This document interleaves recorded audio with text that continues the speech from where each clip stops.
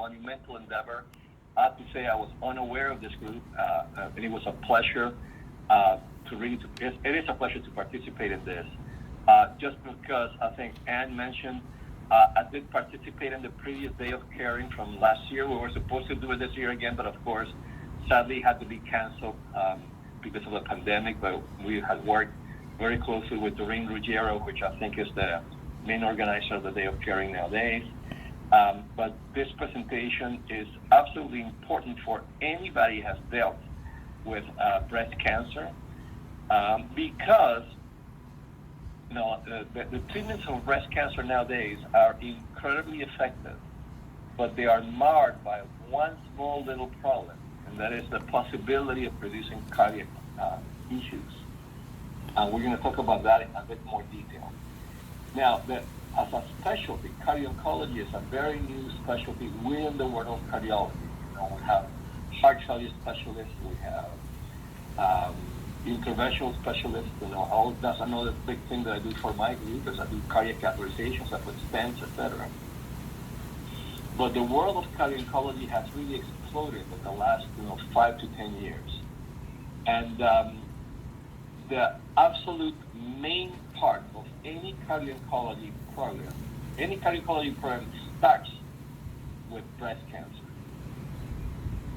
And that is the importance that breast cancer has within our field. And to me, it's kind of a natural follow-up to my career, because in all fairness, before I was going to be a cardiologist, I wanted to be an oncologist. So this specialty marries two of my really most loved areas of medicine, which are cardiology and oncology. Now, why do we have cardio-oncology? Why does it exist? I'm trying to advance this thing, but it doesn't let me. There you go. Basis for cardio-oncology. Well, basically, patients that have cancer in general are going to have risk factors for heart disease. They're going to have high blood pressure, are going to have diabetes. So that would put them at a higher risk. The therapy for cancer itself could damage the heart. And in some cases, the biology of cancer itself can affect the heart also. So we have these three factors which come to play.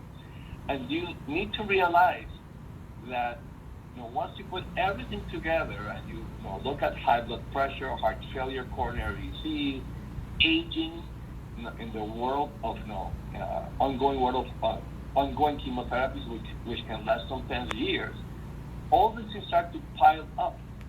And at the end of the day, even though the deaths for actual breast cancer that we can ascribe to breast cancer are going down, cardiovascular death in breast cancer patients is actually going up because of all these toxicities, because of all the risk factors. Also, we're dealing now with an aging population of breast cancer patients, which, of course, over time, because of aging, they're going to have heart disease also. So the mortality overall for cancer patients is as high or higher because of heart disease than because of the cancer itself. And therefore, we need a specialty to deal with this, And this is, again, another graphic to pretty much say the same thing. The mortality for cancer, especially when you divide by age groups, okay? Once you hit 70, 75, the mortality for breast cancer actually starts to go down a little bit. But the mortality for heart disease continues to go up exponentially. It doesn't really stop. And it, in fact, of course, gets worse as we age. And even though you're disease-free, let's say you had your treatment for cancer, you did all your therapies, you survived it, it's been over 5 years, just the fact that you were treated for cancer represents a hit on your body. It means that you need to really, unless you do something to your risk factors, your mortality will be higher than the normal population, mostly because of heart disease, which means you need to be very aggressive. If you have breast cancer, you were treated for breast cancer, then you want to lose weight. You want to treat your blood pressure, treat your diabetes, your cholesterol, so you don't fall into this curve. And here, this is a very busy slide, but we're going to concentrate on just two things. You said the spectrum of cardiotoxicity. And you're going to see in the upper left corner, it says anthracyclines. Well, anthracyclines, the poster boy for anthracyclines is azithromycin, which is one of the rocks of treatment for breast cancer. We're going to talk about that. And then if you go to the third column, the top there, it says trastuzumab, which is Herceptin, another column of treatment for breast cancer. You see, so within the toxicities of chemotherapy, the breast cancer therapies are kind of ahead of the pack, and that's why we need to be so careful with them, okay? Now, the toxicity can be toxicity to the heart muscle, it can be toxicity to the valves, it can be toxicity to the coronaries, it can come in many ways. But when it comes, it can be toxicity in terms of developing irregular heartbeat for some chemotherapies, but we're going to concentrate on breast cancer, and breast cancer really is just a toxicity of the heart muscle when it occurs. Now, we need to underline that this is a minority of patients, but when it occurs, it's a toxicity of the heart muscle. Okay? I'm gonna okay. So this graph is very telling, because if you have breast cancer and you did not receive azithromycin, and you did not receive radiation therapy, your mortality is in the lower dotted line, pretty much along with the normal population. But if you did receive radiation therapy and azithromycin, then the mortality is the highest. It's the yellowish mustard color on top of the graphic. So radiation, especially when it's the left breast that is involved, can affect the coronaries, and therefore can affect the incidence of heart disease in breast cancer patients.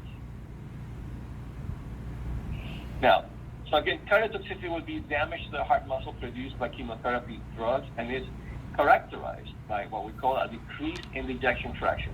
The ejection fraction is the number where we measure the pumping of the heart overall. No heart pumps at 100%. Whenever your heart pumps, there's always something left inside. So the normal pumping of the heart, we want to say, is between 55 to 65%. That's what we call the ejection fraction. So patients that do develop cardiotoxicity, the ejection fraction will go down over time. And as many of you know, besides getting your bracket status, of course, the treatment for breast cancer depends largely, is fundamentally guided by your receptor status. Okay, and we have basically three main receptors for breast cancer. We have estrogen, progesterone, and the HER2 receptor. So whenever if the tumor comes back by pathology that you don't have any of these receptors, is what you call a triple negative tumor. Otherwise, it can be estrogen positive, it can be HER2 positive, and the treatments for these the treatment for the breast cancer will depend on what's your receptor status. Now, the hormonal receptors, when you're estrogen positive for breast cancer and the tumor is localized, two big things, then this is the easiest and most benign form of breast cancer, okay? Because with a lumpectomy, you remove the tumor, and you give hormonal blockers, like tamoxifen, Arimidex, exemestane, which is the newest one now. Then that's it. You're done. You're estrogen positive. You block the estrogen receptor, and you're fine. The survival is going to be great just with lumpectomy and hormonal blocking. And hormonal blockers really do not produce cardiotoxicity. So from a heart point of view, we don't worry too much about it. In some patients, however, especially if you already have high blood pressure, the hormonal blockers can worsen the high blood pressure, and therefore you need to adjust medication. But in the scheme of things, that's a much more benign problem than having actually a weakened heart muscle. Now, the situation changes when you are positive for HER2.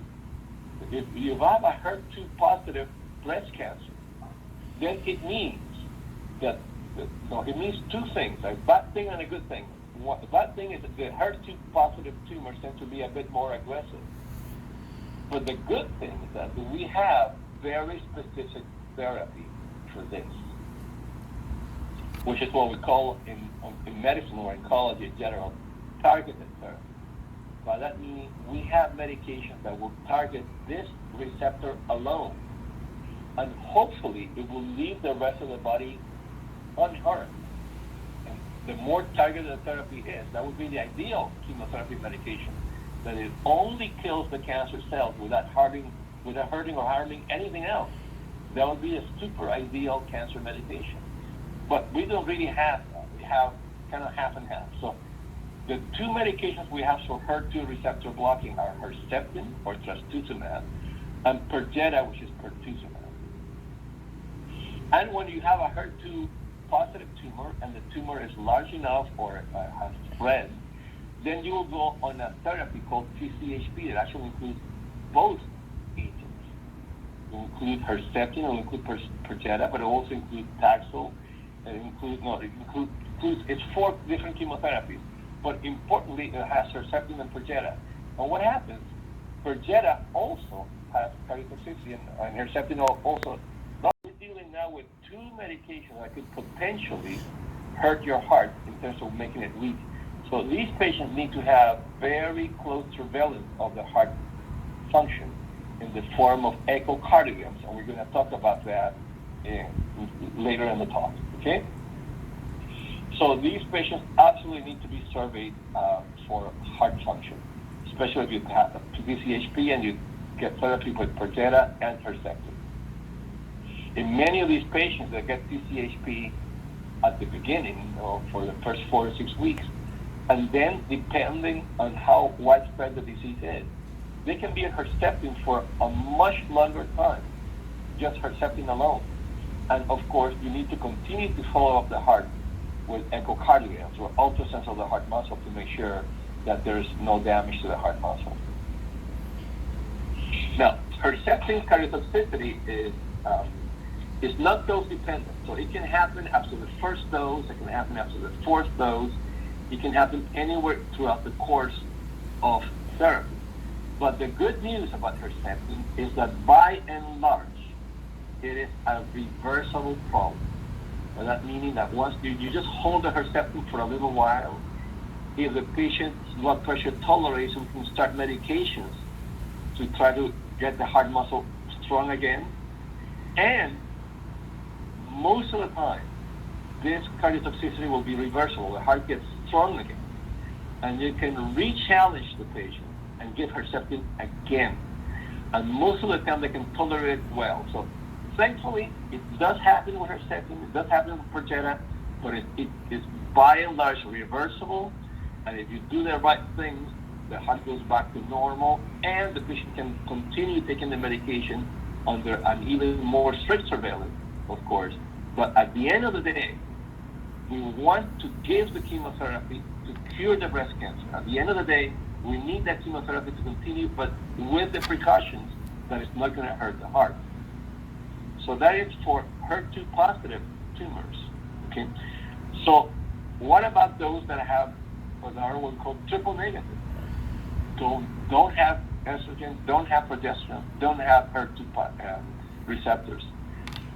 So these triple negative breast cancers, the standard therapy nowadays is what we call ACT. These cancers will require what we call conventional chemotherapy. What does that mean? It's not targeted like Herceptin is, that it is only given for breast cancer. You don't use Herceptin for anything else. These are general chemotherapy agents that act for many, many things. But they also work for breast cancer, and they are very effective. This combination is amazingly effective in the treatment for triple negative breast cancers. But in the ACT combination, the A is Adriamycin, which we already mentioned is cardiotoxic, is the chemotherapy cardiotoxic medication by excellence. And it's the first one that's been described the most, has been studied extensively. And we've been using adriamycin for decades because it's also used extensively for patients with lymphoma and leukemia. So there's a lot of experience with adriamycin. And it's part of the therapy for breast cancer. The good news is that when you treat breast cancer, the dose of adriamycin is much lower than, for instance, a lymphoma. So the incidence of toxicity from adriamycin for breast cancer is low, but it's still present. And it is dependent on the dose, not like Herceptin that can happen at any point.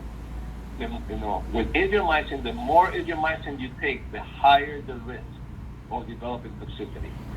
And the kind of bad news about adriamycin is that there are cases where it can be a permanent damage. Most of the time it's reversible also. If you do the right things, you get the right medications. But there will be a segment of, if you take all the patients that get toxicity from adriamycin, easily about 20% will have a permanent reduction in the ejection fraction. Most of the time it's a mild reduction where patients can go on living their lives with no problem. But sometimes it is a significant reduction that requires more aggressive therapy. Obviously, these patients are surveyed along the way because the toxicity here is dose dependent. We usually do an echo at the beginning and one at the end when the treatment has continued. Not like Herceptin, where we do treatments throughout the therapy. With adriamycin, you do one at the beginning, one at the end, one of these echocardiograms to assess if there was any damage or not. And again, the cumulative dose, the higher the dose, the higher the incidence for damage to the heart muscle. And it's a damage at the cell level of the heart muscle cells. Echocardiography is by far and away the most important tool we're going to have to follow our cardio-oncology patients. It's an ultrasound of the heart muscle that will give us that ejection fraction number that I mentioned before. Will tell us if the heart is strong, if it's big or is enlarged or not. Are the valves okay? Is there any damage to the heart muscle? So before you start chemotherapy, because the patient, for instance, had very bad high blood pressure before the treatment for breast cancer. And maybe the high blood pressure already has produced damage to the heart muscle. So it let us see many, many, many things that we need to know. And the echocardiogram test itself is a simple test. It requires no IVs, requires no radiation. Most of the time it requires no IVs. I'm going to make no exceptions, and I'll explain that later. But like I mentioned, the ejection fraction number, if you want it above 65%, usually 55 to 65%. And I don't know if this is actually going to play. I don't know, can you see the echocardiogram moving there, the video? Yes. Okay, perfect. So this is how the echocardiogram images look like, okay? Now the heart basically, we can see, if you remember your biology classes, the heart has 4 chambers, as you can see in this particular view. 2 on the top, 2 on the bottom. You see the little things flapping, those are the heart valves, okay? So the echocardiogram lets us see really, many great things about the heart function, the heart muscle, the strength of the heart, and we can diagnose and follow up patients along the way with the echocardiogram treatment. Now, a new concept when we're following patients with chemotherapy is the concept of strain. To be fair, it's a bit long and difficult to explain. The heart muscle, when the heart beats, it doesn't just contract. The heart actually twists and turns each and every time there's a heartbeat. And that produces a degree of strain that we can measure in the echocardiogram. You can just say it's the degree of effort of the heart muscle every time it beats. And with the echocardiogram, we can actually measure that degree of strain, okay? And why is this important for breast cancer patients? This is the way it looks. But all this is really technicalities. What is important is that if you have breast cancer, or you're being treated with any of these medications that could potentially be cardiotoxic, the first thing that becomes abnormal is the strain. So it's like a very early warning sign. The pumping of the heart, the ejection fraction can be normal. But if the strain begins to worsen over time, then that is a red flag telling us, okay, we need to do testing more often, and we need to make sure the blood pressure is really well controlled. It's like an early warning before the pumping of the heart becomes weaker. So it's a great tool to have when you follow cardio-oncology patients. And it's the type of thing that you really should ask your doctor, is my echo being done with strain? Because nowadays, for the follow-up of cardio-oncology patients, is a must, really, especially for breast cancer. Is almost required, if you want. The ejection fraction alone is the most important thing still, but the strain adds so much more that you really want to have that measured. Now, what could we do to prevent this? Is there a silver bullet that I can have my chemotherapy and forget about the heart? It's not going to get damaged.